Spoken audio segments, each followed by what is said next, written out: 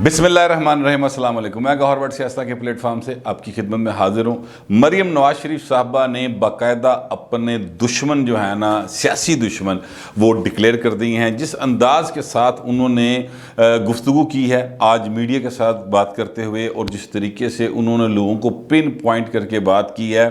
वो बात बताती है कि वो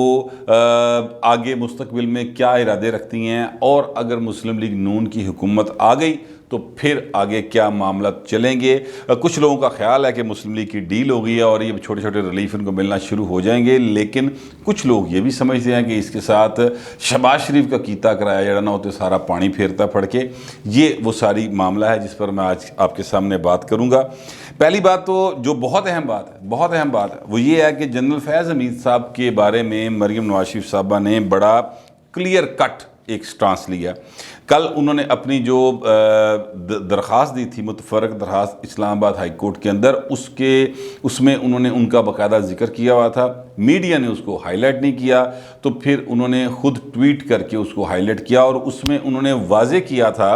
कि जनाब जनरल फैज़ हमीद साहब ने अपनी ज़ाती हैसियत में ये सारा काम किया और अदारे के लिए बदनामी का बायस बने हैं। अब उन्होंने एक्चुअली क्या किया, उन्होंने अदारे को और जनरल फैज़ हमीद को अलग अलग कर दिया।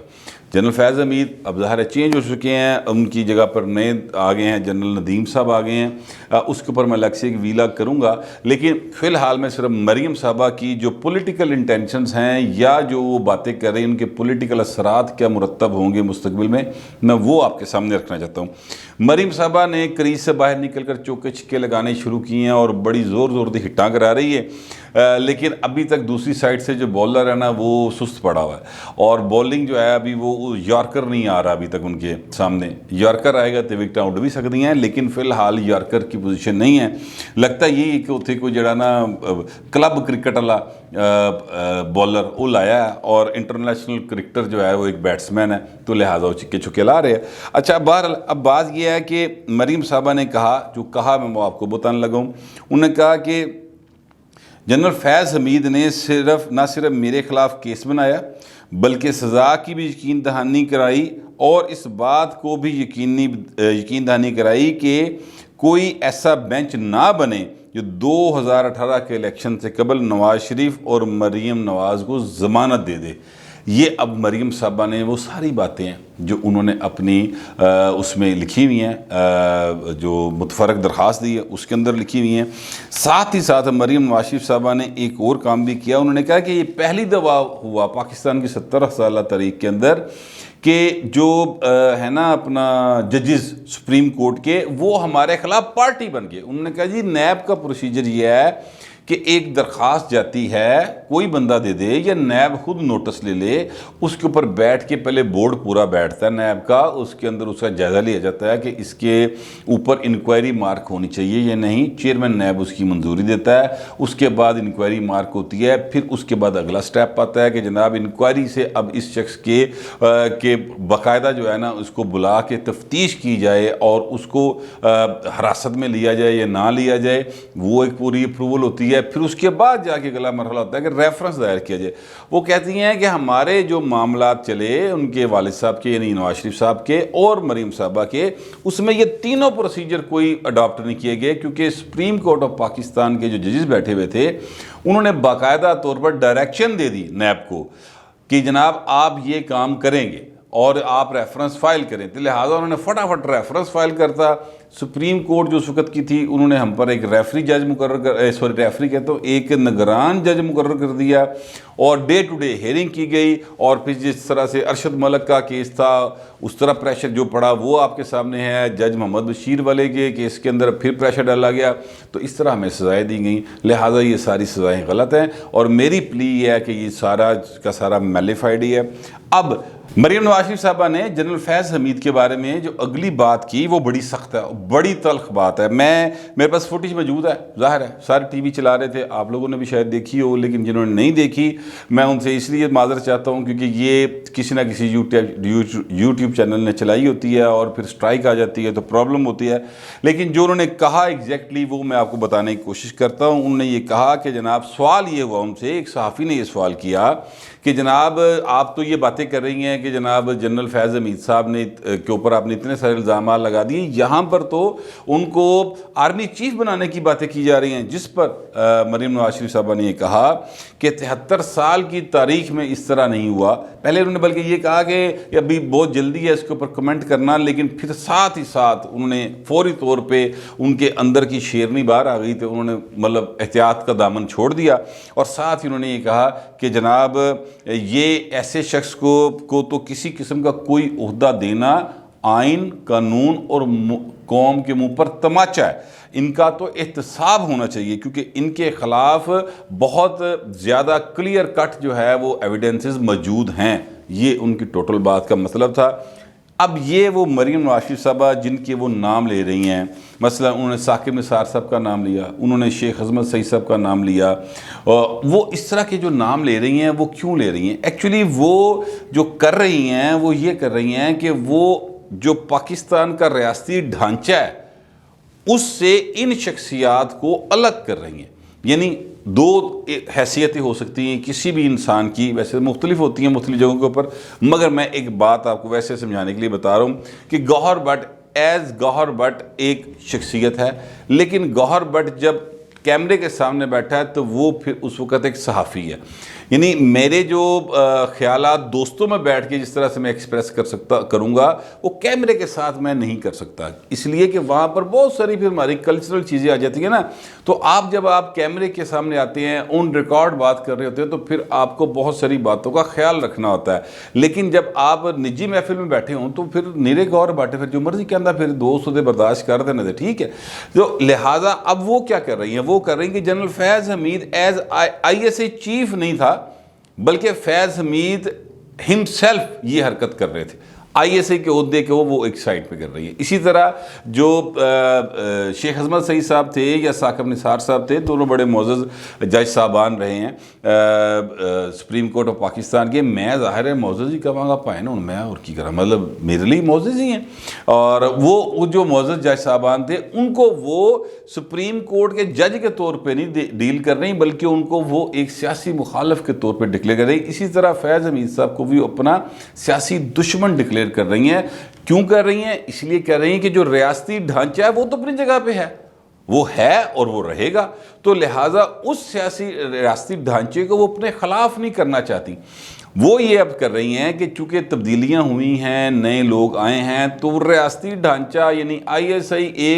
ایک ادارے کے طور پہ آئی ایس آئی کے ساتھ وہ بگاڑ نہیں چاہ رہی۔ ویسے یہ بات نواز شریف صاحب نے بڑی دفعہ یہ بات کی ہے، مریم صاحبہ بھی یہ بات کرتی رہی ہیں کہ وہ جو شخصیت کا جس کا نام لے رہی ہیں وہی یہ حرکت کر رہا ہے، ادارے کی پالیسی نہیں۔ اسی طرح عدلیہ کے بارے میں وہی کہہ رہی ہیں، تو وہ اب نئے آنے والوں کے ساتھ اپنا جو ہے نا تعلقات اس لیول کے نہیں رکھنا چاہتی ہیں جس لیول کے ماضی میں رہے ہیں، 2018 سے اونورڈ رہے ہیں، بلکہ اس سے پہلے سے اونورڈ رہے ہیں۔ اب وہ چاہتی ہیں کہ اس ریاستی ڈھانچے کے ساتھ جو ہے وہ اس کو ہم اون کریں اور وہ ڈھانچہ ہمیں اون کرے اور چیزوں کو آگے بڑھایا جائے۔ یہ ایک باقاعدہ طور پر ان کی ایک پولیٹیکل موو ہے جس کو ذہین موو ہے۔ ویسے میں یہ کہوں گا آئی مسٹ اپریشیٹ ہر کہ وہ ذہین ہیں کہ انہوں نے یہ بات کی، لیکن ایک چیز جو سمجھنے کی ضرورت ہے، یعنی کچھ گیندیں ہوتی ہیں کرکٹ کھیلتے ہوئے نا، آپ کو وہ ویل لیفٹ کر دینی چاہیے۔ جب انہوں نے کہا کہ یہ اٹس ٹو ارلی ٹو سے اینی تھنگ، تو میں کہا لو جی ویل لیفٹ کر گئی، لیکن ساتھ ہی انہوں نے اندر دی نا نواز شریف دی تیبار آ گئی اور سیاستدان مریم نواز ایک سائڈ پہ رہ گئی اور مریم نواز کی پرسنالٹی کا اصل رخ باہر آ گیا اور انہوں نے فوری طور پہ چوکے چھکے لگانے شروع کر دیے۔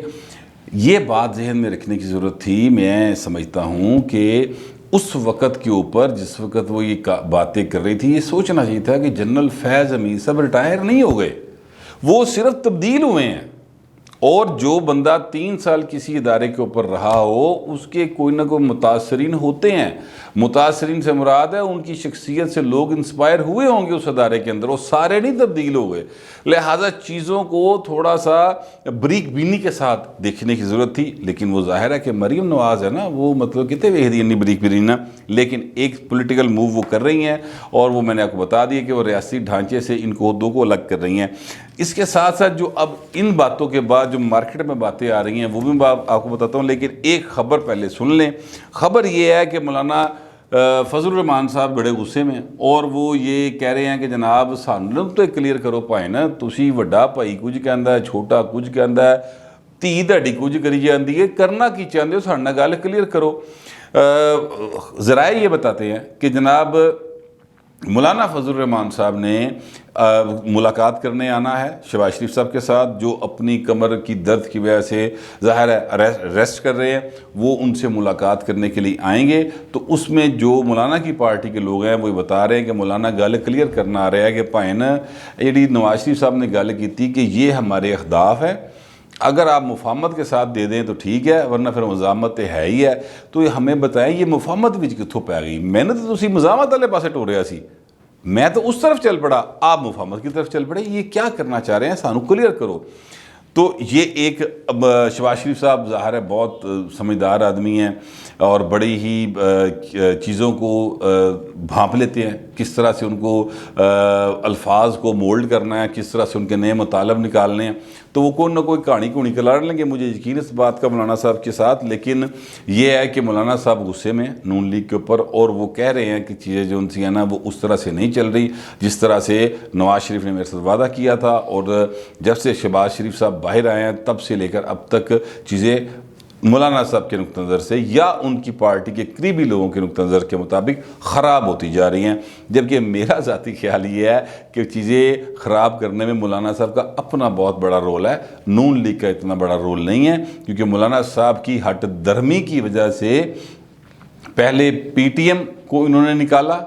پھر اے این پی کو نکالا، اے این پی کے ساتھ نون لیگ کا کوئی پھڈا نہیں سی گا، اے این پی کو تو انہوں نے دھکے لا کے سائڈ تک کیتا کیونکہ اے این پی ان کی وہاں پر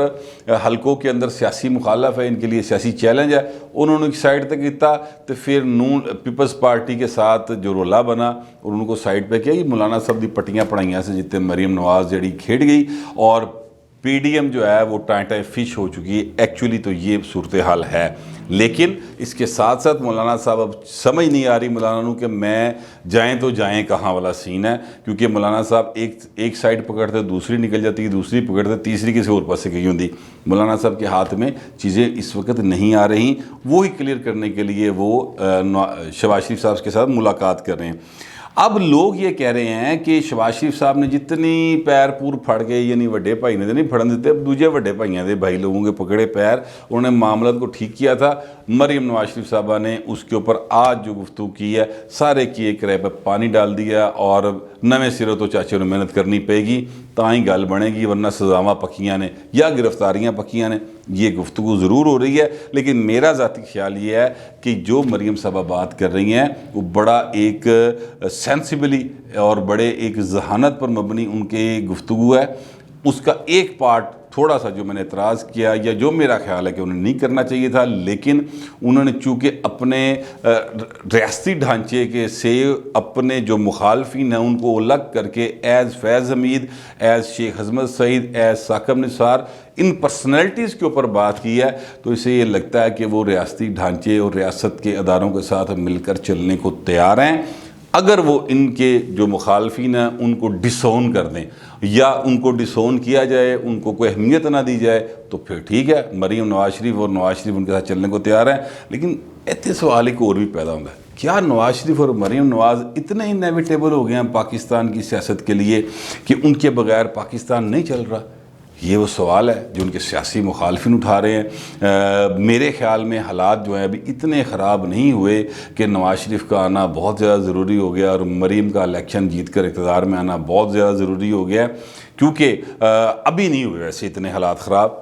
ہو جان گے اگر عمران خان جی کرتا رہا جس طرح کر رہے ہیں، مہنگائی جائی جا رہی ہے، اور وہ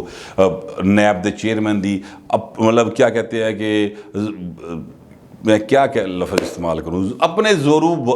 بازو کے اوپر چلے، میں بڑی مشکل دے نال یعنی تکے شاہی چلے، تکے شاہی دے نال، ہاں یہ لفظ ٹھیک ہے، تکے شاہی دے نال وہ چیئرمین دے نیب دے چیئرمین دوبارہ اپنے فیورٹ بندے لان ٹریا، اس طرح کی حرکتیں وہ کرتے رہیں گے تو حالات واقعی اتنے خراب ہو جائیں گے کہ نواز شریف دے آیاں گزارا ہوئے نہ ہوئے، عمران دے جائیاں پاکستان دا گزارا ہوئے گا۔ یہ حالات کی طرف وہ پاکستان کو لے کر جا رہے ہیں، لیکن بہرحال